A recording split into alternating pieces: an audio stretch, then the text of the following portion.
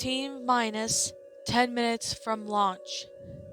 The quiet voice crackled through the old radio, regaining any attention from the rising situation on the street. I turned from my window and grabbed the device, then placed it on a shelf next to my head and continued observing outside. A couple of people who had been set off moments ago were now returning down the street, pushing something large and on wheels towards the shirtless mass. I pushed my coat sleeve up and set an alarm on my watch for 10 minutes from now, before returning to my gaze towards the strange gathering. For as of today, we will be one step closer to solving the mystery of the strange object. Strange object. That was quite a simplistic way of talking about the umbrella. I scrunched my neck and tried peeked up at the sky. The moon was passing by, and it would be setting relatively soon. My eyes followed its movement, only recognizing it by the curved line of the light across its body. Had things been normal, it would have probably been 3/4 full. With us now is Dr. Gertrude Jackson, one of the many scientists attempting to explain the phenomenon. Dr. Jackson, are the only theories could you share with us? And do you really think this launch will allow us further into understanding what the umbrella is? The phenomenon, well, you see, it's getting closer. I continue to watch the moon pass, approaching the horizon. I recalled the first time I saw it go so quickly. The gut-wrenching panic, the dizziness, my current stomach began to squeeze, thinking of the day before yesterday. So I shook it off and breathed slowly. A scream from outside caught my attention. I turned down the radio and scanned the road. Two ruffians were now dragging a woman to a bonfire by her arms. She kicked and thrashed about, her feet scraping against the pavement. One of the men shouted for her to stop, only resulted in her returning a few slew obscure sceneries.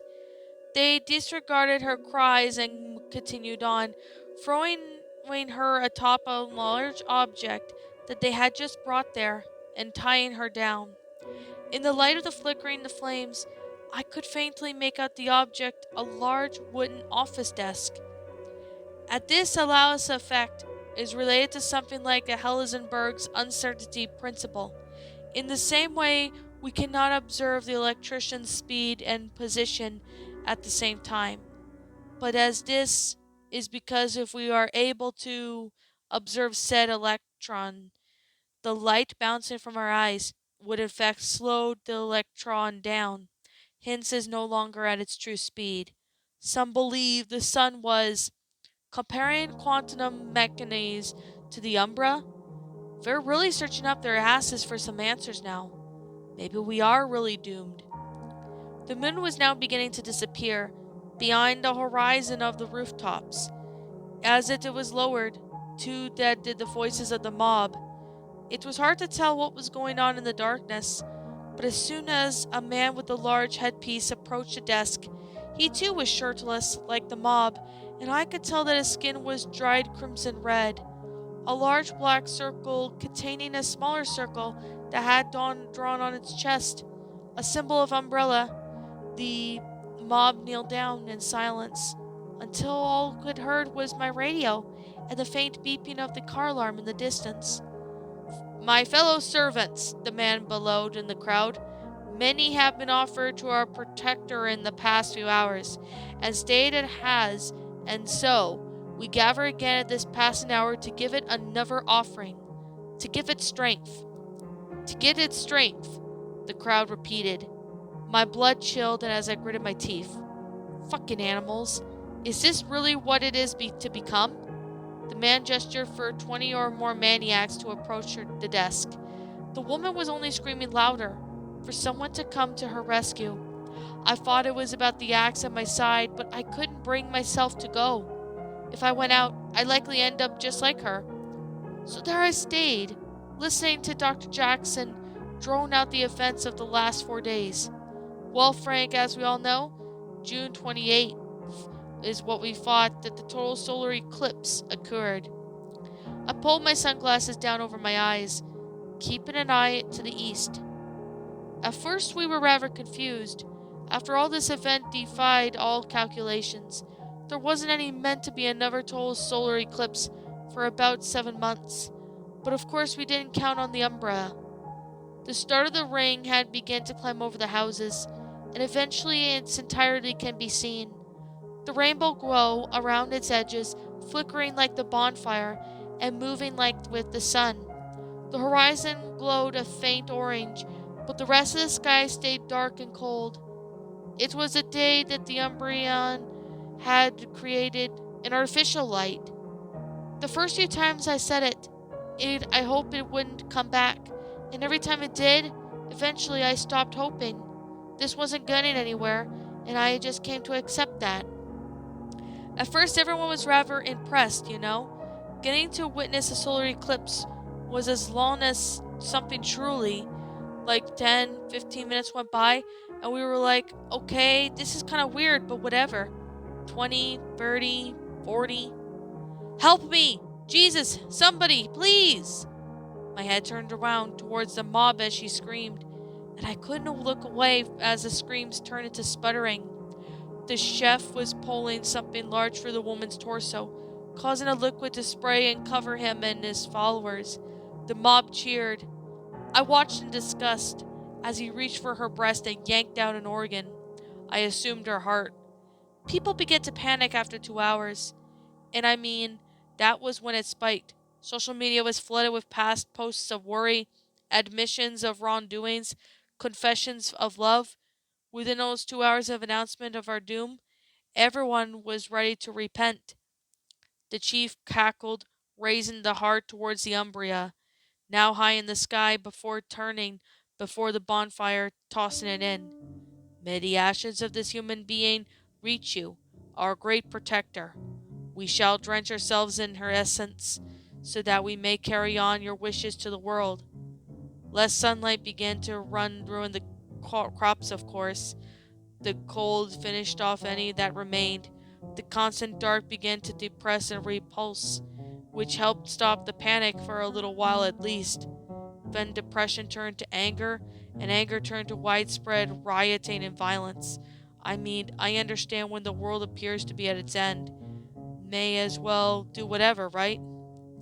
Well, the third day, though, that's when it really started to get weird. Social media analysis noticed that trend of people are banding together, embracing their beliefs. Cults were being birthed left and right. I guess people have different ways of dealing with their fears of the unknown.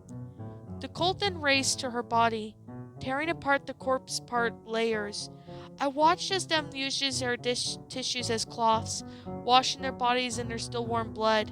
Their shadows danced in the asphalt, and I was finally able to look away.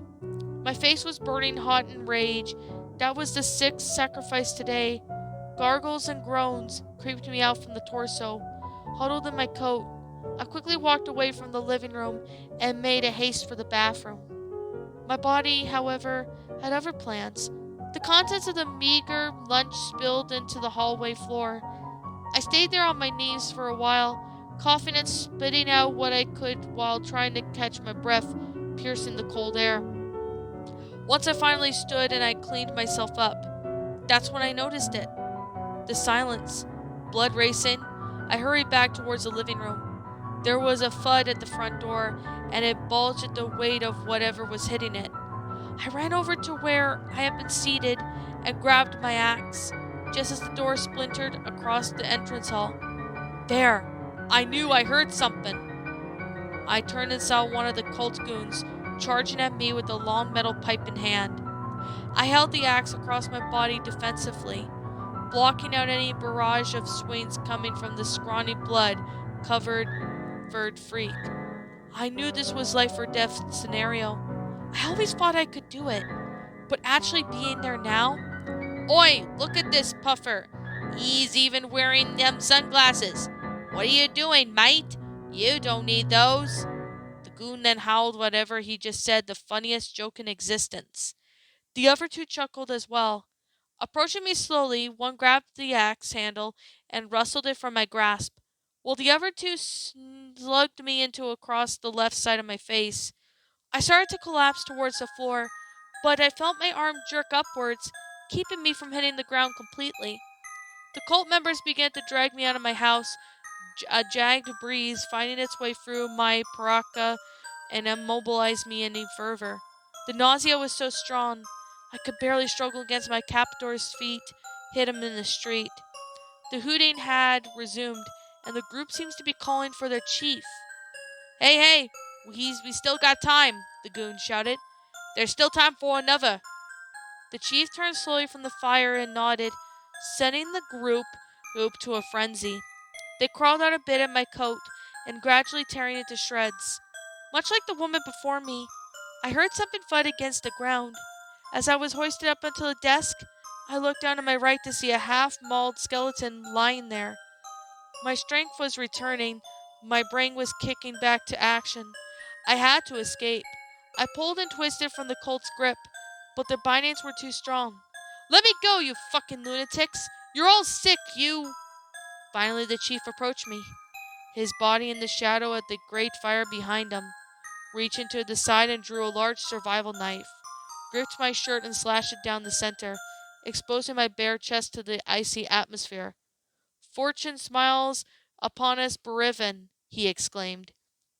This night we may not make one, but two offerings to our divine protector. May it watch over forever of us, and give us its blessing of life in this new age of frost and darkness. Blessed to be the protector, the voice echoed in my ears, causing my heart to convulse and pound only harder. I screamed for anyone to help, but it was no use. My eyes frantically jumped around the area, looking for anything to try and get me out of this hellish demise. All I saw through were the shadowy figures of the cult, and the glint of the knife above me. The knife dropped, landed on my stomach. The cold steel chilled me, but it did not pierce my flesh. Confused, I tried to analyze the situation again. Something long stuck out of the chief's forehead as he stumbled back onto the fire. I recognized the shape of my axe, protruding from the cracked skull. A hand then took it out and swung again upwards, catching him under the chin and launching his corpse into the bonfire. My ears became unblocked, and the sounds of agony were filling the air. I looked to my side again and saw cult members collapsing as loud bangs sounded off around me. One body fell onto the desk, sprawled out over my legs. I found my voice shouted once again for someone to save me. The corpse was pulled out from the table, and a heavy covered figure approached me while another unbound me. I began to sit up to thank them, only to find a barrel of a gun pressed into my temple. My lips froze, out of a frying pan. You with these guys? The figure asked, staring down behind the dark shades. I slowly shook my head. My body was shaking from both fear and temperature. Yeah, I thought so. You do got a brain. Actually wearing a coat and glasses, unlike these monsters. Hey, Doug! Another coated figure spoke up from the side, pulling their knife from the cult member's head. One was just holding the gun to my head, presumably Doug. Turned to look at me who was talking to him. Yeah? Jordan's dead. Stupid bastard got him clubbed. Ah, god damn it. Doug then turned to me and then huffled. Well, stranger, today's your lucky day. You see, our comrade has just fallen, and we could certainly use someone to take his place. So I'll give you two options. A, you join us as we accelerate the end of humanity, or option B, I blow your brains out here and we find someone else. Beep, beep, beep, beep.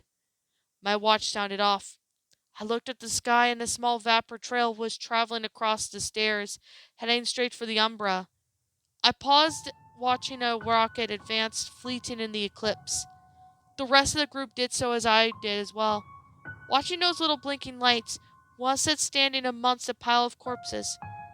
Look, friend, Doug answered, lowering his gun as he stared at the sky. No one has any fucking clue where that thing came from, and no one will ever will. We are just a group of people who face the truth. This is the end. And that we are equally fucked. And deciding to enjoy ourselves before the time's up. So are you in? Or out? A little, wouldn't you say? Am I wrong, though? I looked back up at the sky. The trail was still approaching the Umbria. Really is no point on trying to comprehend the unthinkable.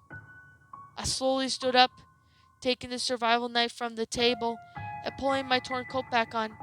May as well enjoy the end of the world.